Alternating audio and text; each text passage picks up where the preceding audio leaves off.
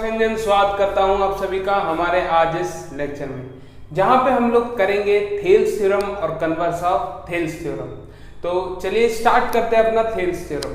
तो Thales theorem start करने से पहले कुछ हमें जरूरी बातें हैं जो पता होनी चाहिए, और थेल्स थ्योरम का अलग अलग नाम भी है, जैसे basic proportionality theorem, basic proportionality theorem या फिर इन शॉर्ट बीपीटी। तो पेपर में क्वेश्चन कैसे पूछेगा, या तो स्टेटमेंट आपको गिवन होगी, स्टेटमेंट से आपको पहचानना होगा कि ये थेल्स थ्योरम की स्टेटमेंट है, उसके बाद प्रूफ करना होगा, समझ गए। या फिर डायरेक्टली कभी कभार क्वेश्चन पेपर में बोल देता है कि right the statement of Thales theorem and proof it. तो इसका मतलब आपको ये जो स्टेटमेंट है ये भी याद होनी चाहिए, ये भी आपको याद होनी चाहिए। तो चलिए थोड़ा फ्लैशबैक में जाके कुछ बेसिक चीजें हैं जो उनको रिकॉल कर लेते हैं। तो सबसे पहला है हमारा परपेंडिकुलर कंसेप्ट। क्या है हमारा परपेंडिकुलर कंसेप्ट? अब ये क्या होता है, ध्यान से देखिए। मेरे पास तीन तरह के ट्रायंगल होते हैं on the basis of angle, on the basis of angle, ठीक है। कौन कौन से? राइट एंगल ट्रायंगल, ठीक है। दूसरा क्या होता है मेरा? एक्यूट एंगल ट्रायंगल, और तीसरा क्या होता है मेरा? Obtuse angle triangle. हाँ या ना, ये तीन हमारे होते हैं। आप देखिए यहां पे है ये वाला ट्रायंगल, ये क्या है मेरा? Right angle triangle. ये है मेरा एक्यूट एंगल ट्रायंगल, देख लीजिए ए बी सी, ठीक है। अब यहां पे भी नाम दे दीजिए, पी क्यू आर दे देते हैं यहाँ पे, पी क्यू आर, ठीक है। देखिए अब यहां पे आ जाइए, ऑब्ट्यूज एंगल ट्रायंगल कुछ इस तरीके का दिखेगा, ठीक है। ये है मेरा डी ई एंड एफ, ठीक है। तो अब परपेंडिकुलर कंसेप्ट क्या कह रहा है कि अगर मैं बात करूं राइट एंगल ट्रायंगल की, किसकी? राइट एंगल ट्रायंगल की। तो यहां पे अब सबके हमें परपेंडिकुलर लिखने, क्या लिखना है? परपेंडिकुलर और बेस, ठीक है। परपेंडिकुलर और बेस पहचानना आ गया तो हमारा थ्योरम स्टार्ट कर सकते हैं प्रूफ करना, समझ गए। लेकिन अगर आपको परपेंडिकुलर और बेस पता नहीं चल पा रहा है कि परपेंडिकुलर क्या होता है और बेस क्या है, तो आप थ्योरम में गलती कर देंगे, ठीक है। तो इसलिए पहले इसको समझना काफी इंपॉर्टेंट है। तो अब देखिए कि जो मेरा बेस क्या होता है, पहले बेस समझ लीजिए। तो जहां पे परपेंडिकुलर गिरे, जहां पे मेरा परपेंडिकुलर गिरे वो क्या हो जाता है? मेरा बेस। क्या हो जाता है? मेरा बेस, ठीक है। तो अगर मैं यहां पे बात करूं राइट एंगल ट्रायंगल में, तो मेरा परपेंडिकुलर ऑब्वियसली पी क्यू रहेगा, और परपेंडिकुलर गिर किस पे रहा है? Q R. तो क्यू आर क्या बन जाएगा? मेरा बेस। जहां पे परपेंडिकुलर गिरे, जहां पे परपेंडिकुलर गिरे वो मेरा क्या हो जाएगा? बेस। क्लियर? अब अगर मैं बात करूं ट्रायंगल एबीसी, किसकी? Triangle ABC. तो यहां पे परपेंडिकुलर कुछ इसी टाइप का गिरेगा, ट्रायंगल के अंदर गिरेगा। ट्रायंगल के अंदर क्या गिरेगा? परपेंडिकुलर, ठीक है। तो यहां पे मैं इसको, इस पॉइंट को डी बोल देता हूं, ठीक है। तो यहां पे मेरा जो परपेंडिकुलर है ये क्या है? एडी है। क्या है? एडी, ठीक है। और मेरा बेस क्या है? जिस पे परपेंडिकुलर आ रहा है, जिस पे मेरा परपेंडिकुलर आ रहा है वो क्या है? मेरा बेस। क्या है? मेरा बेस, यानी BC is my base. Clear? अब यहां पे आइए, ऑब्ट्यूज एंगल का ट्रायंगल हमेशा याद रखिएगा कि ऑब्ट्यूज एंगल ट्रायंगल में जो परपेंडिकुलर बनता है वो कहां बनता है? ट्रायंगल के बाहर। कहां बनता है? ट्रायंगल के बाहर, यानी ये वाला, ठीक है। मेरा क्या रहने वाला है? परपेंडिकुलर, ठीक है। अब बच्चे यहां पे गलती क्या करते हैं, बच्चों को लगेगा कि बेस जो है मेरा यहां तक है, ठीक है, इस पॉइंट तक है, M तक है, लेकिन बेस कहां तक रहेगा? सिर्फ कहां तक रहेगा? EF तक। कहां तक? EF तक। जो ट्रायंगल के पार्ट से हमें बस उन्हीं में से परपेंडिकुलर और बेस ढूंढना है, ठीक है। अब परपेंडिकुलर हमने M ड्रॉ किया था, तो DM इज माई परपेंडिकुलर, ठीक है। और मेरा बेस क्या हो जाएगा? EF, ना कि FM लिख के मत आ जाना, समझ गए। तो ये मेरा परपेंडिकुलर कंसेप्ट था जो मुझे पता होना चाहिए कि एक एक्यूट एंगल में जो परपेंडिकुलर ड्रॉ करूंगा वो ट्रायंगल के अंदर ड्रॉ होगा, और अगर मैं बात करूं ऑब्ट्यूज एंगल ट्रायंगल की तो वो कहां होगा? बाहर। और बेस कहां रहेगा? ट्रायंगल के पार्ट में रहेगा, समझ गए। यानी ट्रायंगल से बाहर हम लोग नहीं जाएंगे बेस निकालने के लिए, ठीक है, तो ये नोट कर लीजिए। और एक चीज और जो हमें पता होना चाहिए वो क्या है, 9th क्लास का एक और थ्योरम। ठीक है, देखिए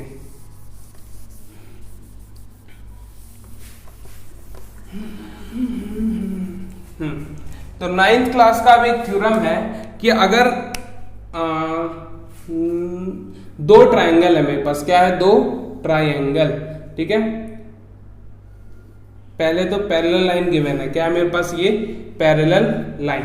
ये किसका निशान होता है, पैरेलल का। पैरेलल का निशान के लिए हम लोग तीर मतलब एरो का एक यूज करते हैं। ठीक है, क्या शो करने के लिए कि लाइंस क्या है, पैरेलल। ठीक है, अब देखिए मेरे पास एक ट्रायंगल ये वाला है, ये वाला है और ये वाला है। ठीक है, और एक दूसरा ट्रायंगल है मेरे पास ये वाला, देखिएगा ध्यान से।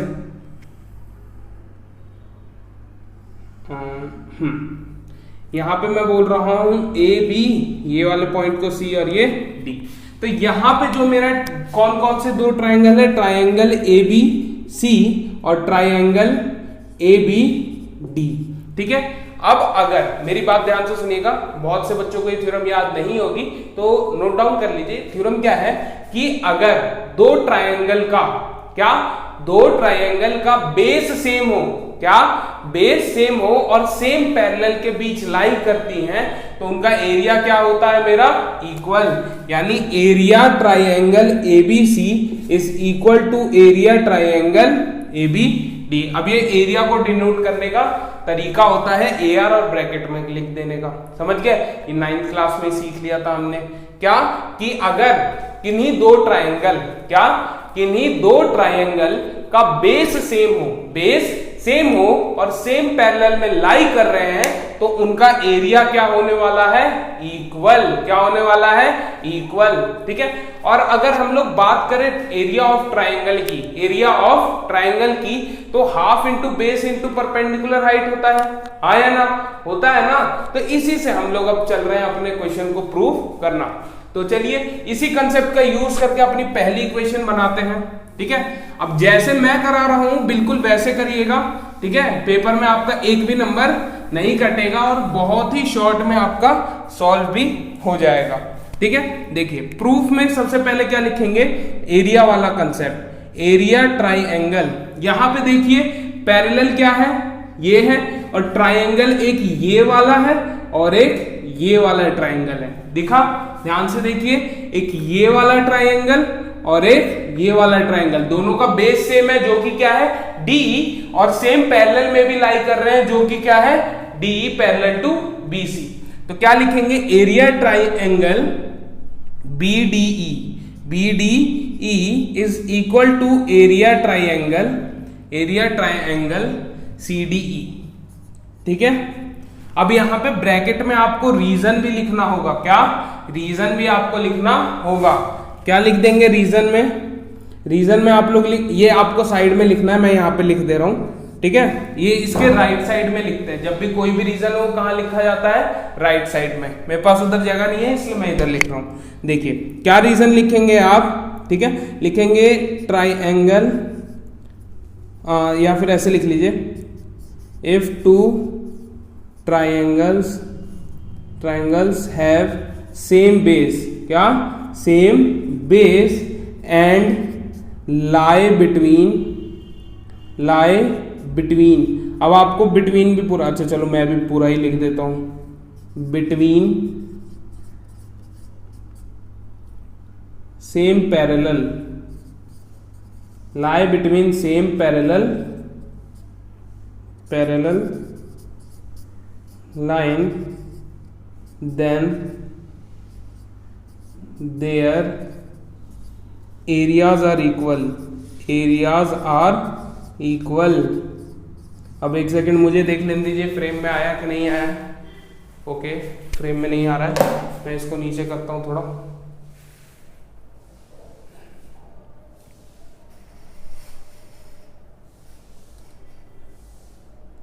अब ठीक है,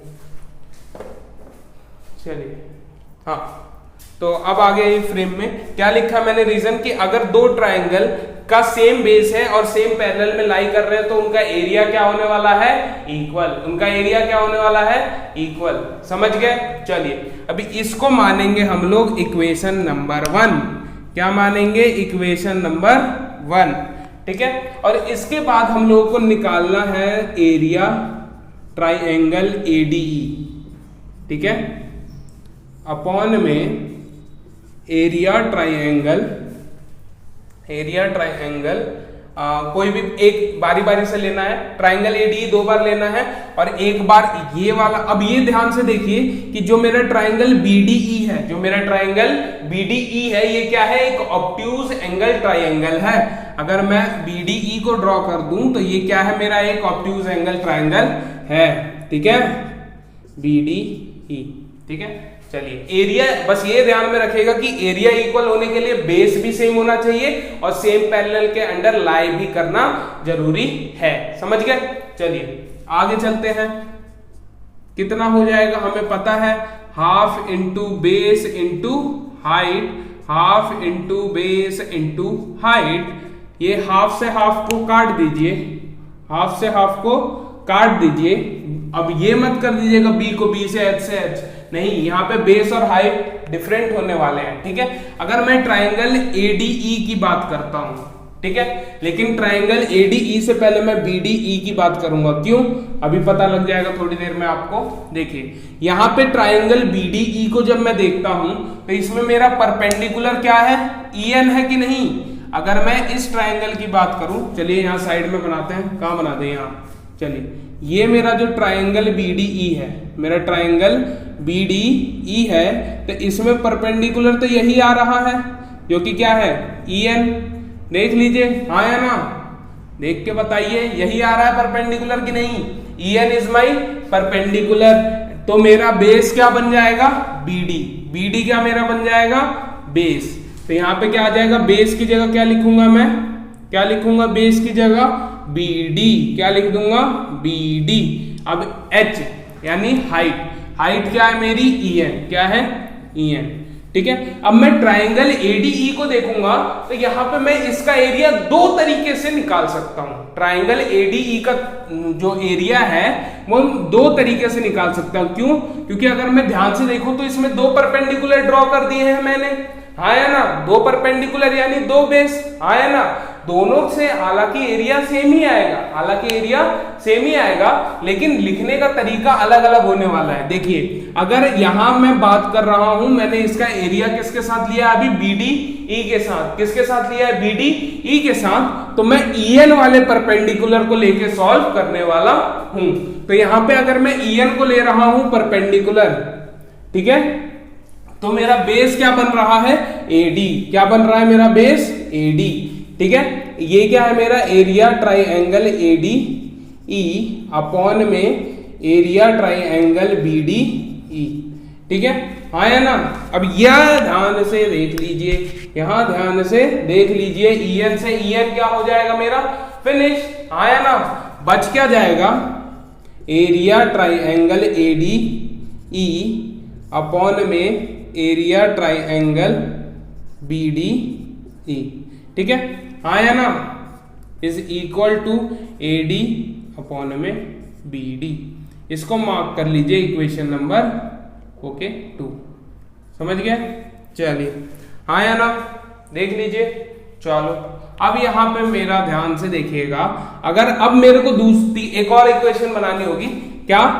ट्राइंगल वही रहने वाला है, ट्राइंगल एडीई ऊपर, लेकिन नीचे वाला दूसरा ऑब्ट्यूज एंगल ट्राइंगल हमें लेना है, जो कि क्या है मेरा, सीडीई। CDE triangle CDE. कुछ नहीं करना है, बस 2 बार एरिया लेना है हमको।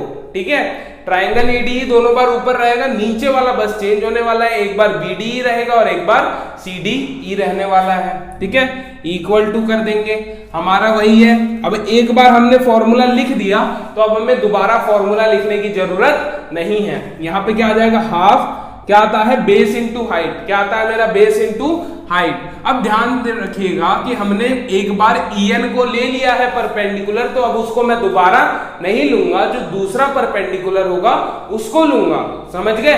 और उसके साथ वाला बेस आ जाएगा। समझ गए? चलो आगे चलते हैं। क्या आ जाएगा, डीएम परपेंडिकुलर है एसी के, तो मेरा जो परपेंडिकुलर आ जाएगा वो क्या होगा, वो तो मेरा डीएम हो जाएगा। क्लियर। लेकिन अगर मैं बेस की बात करूं तो वो क्या हो जाएगा मेरा ए ई, क्या हो जाएगा मेरा बेस ए ई अपॉन में हाफ इंटू यहां पे क्या आ जाएगा देखिएगा। अब यहाँ सी डी ई की बात कर रहे हैं ना, तो अब ये ध्यान से देखिए कि ये वाला ट्राइंगल है, शेड कर देता हूं मैं, ये वाला ट्राइंगल है, ठीक है। तो ये ऑब्ट्यूज एंगल ट्राइंगल है, इसका परपेंडिकुलर यहां गिर रहा है, तो परपेंडिकुलर तो डीएम हो गया और मेरा जो बेस हुआ वो क्या हो जाएगा, सीई, वो क्या हो जाएगा मेरा बेस सीई, ठीक है। अब यहां से जो कट रहा है उसको काट दीजिए, एक तो इससे ये चला जाएगा और डीएम से डीएम चला जाएगा, हाँ या ना। अब मैं एक चेंज कर रहा हूं यहां पे, बस देख के बताइएगा कि मैंने सही लिखा है कि नहीं। एरिया ट्राइंगल एडीई अपॉन में एरिया ट्राइंगल सीडीई, ठीक है, बराबर है। और एक सेकेंड, अब मैं सीडीई की जगह बीडीई कर दूंगा तो मेरे को आप लोग गलत कहेंगे क्या, बता दीजिए। मैंने अगर ट्राइंगल सीडी एरिया, अब एरिया है क्या है, एरिया ट्राइंगल सीडीई की जगह एरिया ट्राइंगल बीडीई लिख दिया तो क्या मैं गलत हूं, क्या मैं गलत हूं, नहीं नहीं सर, बिल्कुल आप गलत नहीं है। क्यों, क्योंकि हमने पहली इक्वेशन ही वही बनाई थी कि एरिया ट्राइंगल बीडीई बराबर है एरिया ट्राइंगल सीडीई के, समझ गए। यहां पे क्या आ जाएगा मेरा एई अपॉन में CE, mark it as equation number 3। अब अगर मैं 2 और 3 को बहुत ज्यादा ध्यान से देख रहा हूँगा, आंखें नजर सब पैनिंग करके, तो यहां पे दिख रहा है कि ये भी एरिया ट्राइंगल एडी अपॉन में एरिया ट्राइंगल बीडीई है, और ये भी ट्राइंगल ये क्या है, एरिया ट्राइंगल एडी अपॉन में एरिया ट्राइंगल बीडीई, हाँ या ना, दिख रहा है कि नहीं दिख रहा सबको, हाँ या ना, यहां तक क्लियर है। चलिए तो आगे चलते हैं। अगर हमारा LHS सेम है तो RHS भी क्या होने वाला है, सेम। तो यहां लिख लेंगे फ्रॉम 2 and 3, फ्रॉम 2 and 3 क्या हो जाएगा मेरा, AD अपॉन में BD is equal to AE upon में CE, समझ गए। चलिए तो ये तो था हमारा थेल्स थ्योरम, यही प्रूफ करना था हमको, AD upon BD is equal to AE upon में CE, प्रूफ कर दिया।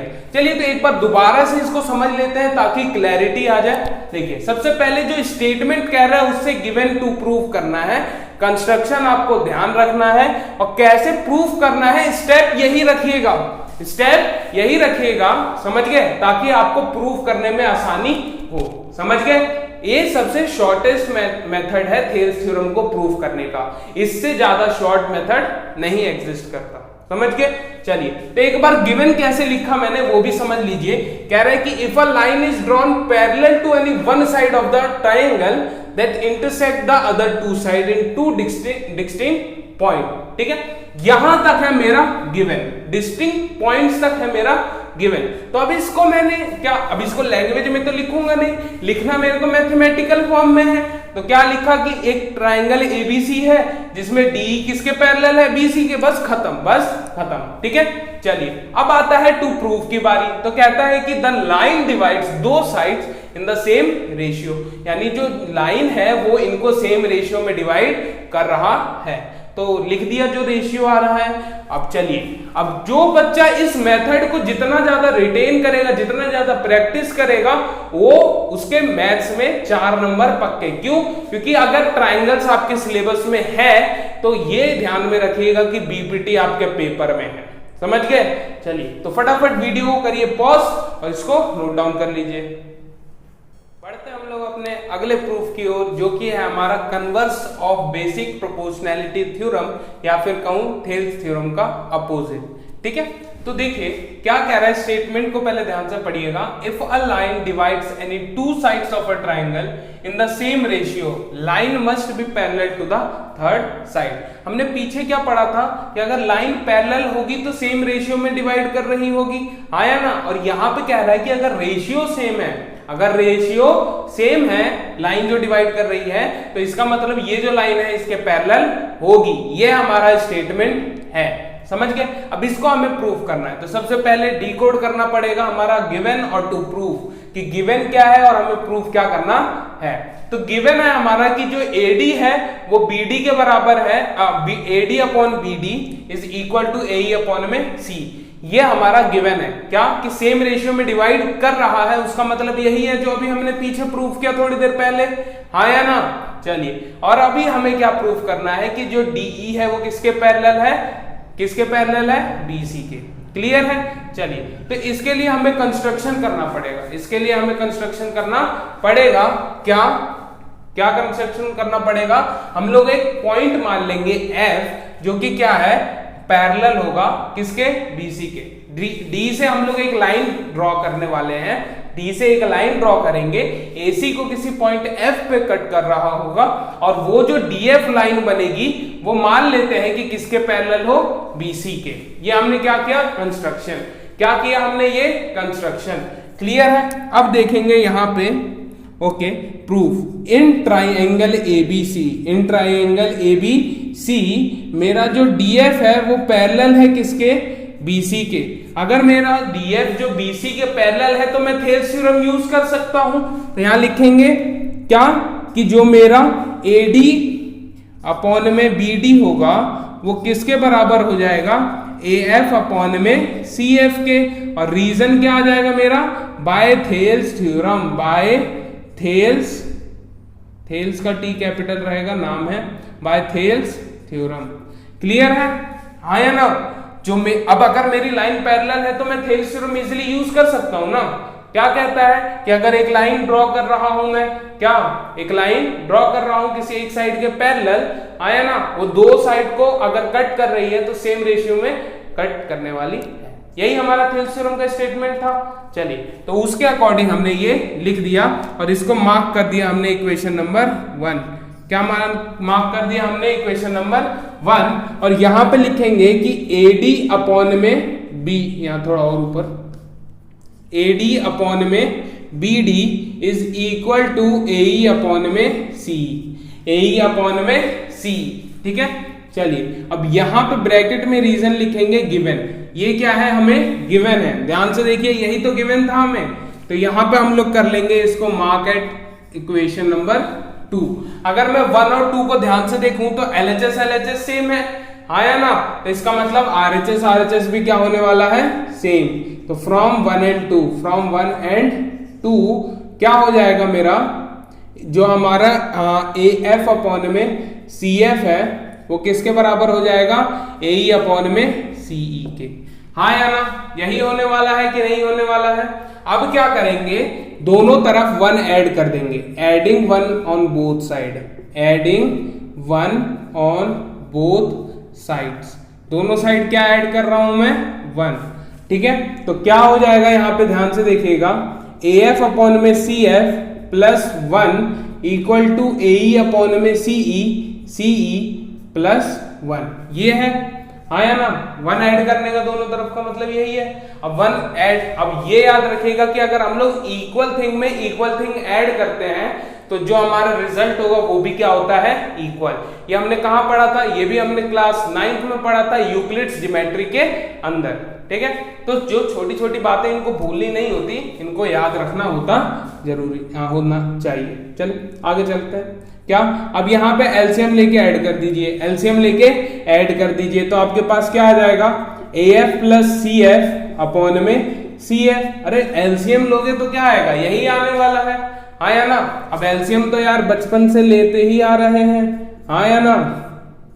चलिए, अब अगर मैं बात करूं AF प्लस CF की, AF प्लस CF, तो ये मेरे को क्या दे रहा है, पूरी लाइन AC दे रहा है कि नहीं दे रहा है, अपॉन में CF। अब यहां पे देखिए AE प्लस C, तो AE यहां तक और C यहां तक, दोनों को जोड़ दूंगा तो दोबारा से मेरे को क्या मिल जाएगा, AC अपॉन में CE। तो अगर मैं देखूं ध्यान से तो AC और AC तो सेम है, तो कट जाएगा। क्लियर है। अब मेरा क्या आ जाएगा, जो मेरा CE है वो किसके बराबर आ जाएगा, CF के। जो मेरा CE है वो किसके बराबर हो जाएगा, CF के। यानी ये दूरी और ये दूरी सेम होगी। अगर मैं ध्यान से देखूं फिगर को तो ऐसा तो मुझे नहीं लग रहा है। क्यों? क्योंकि CE यहां तक है और CF यहां तक है। तो ये कब पॉसिबल होगा? ये वाली चीज पॉसिबल कब होगी? जब ये F भी कहां पे आ जाए? C पे और E पे। किस पे आ जाए? ये जो F है किस पे आ जाए? E के साथ कोइंसाइड कर दे, तभी क्या होगा मेरा, क्या होगा, ये चीज पॉसिबल होगा, अदरवाइज पॉसिबल नहीं होगा। समझ गए? हाँ या ना? तो यहां पे लिख देंगे this is possible only when E and F coincide, क्या? Coincide with each other. ठीक है, अब इसका मतलब क्या हो जाएगा कि हमारे पास सिर्फ एक ही पैरेलल लाइन आएगी। यहां पे हमें क्या था, हमने DE पैरेलल टू BC बोला था, है ना, और DF पैरेलल भी BC बोला था। तो इसका मतलब क्या, सिर्फ एक ही पैरेलल लाइन हो सकती है ना BC के, है ना, जो कि कौन सी होने वाली है? DE, that is DE parallel to BC, hence proved. समझ गए? अब इसके नीचे दोनों जगह आप लोग चाहे तो लास्ट में ये स्टेटमेंट कंक्लूजन के तौर पे लिख सकते हैं, therefore if a line divides any two sides of a triangle in the same ratio, line must be parallel to the third side. ये स्टेटमेंट आप लोग लास्ट में ऐड कर भी सकते हैं, नहीं भी कर सकते हैं, आपके ऊपर है, लेकिन हेंस प्रूव्ड लिखना जरूरी है। हेंस प्रूव्ड आप लोग लिख लीजिएगा। समझ गए? तो आज के लेक्चर के लिए बस इतना ही। मिलते हैं आपसे नेक्स्ट लेक्चर के लिए, तब तक कीप प्रैक्टिसिंग।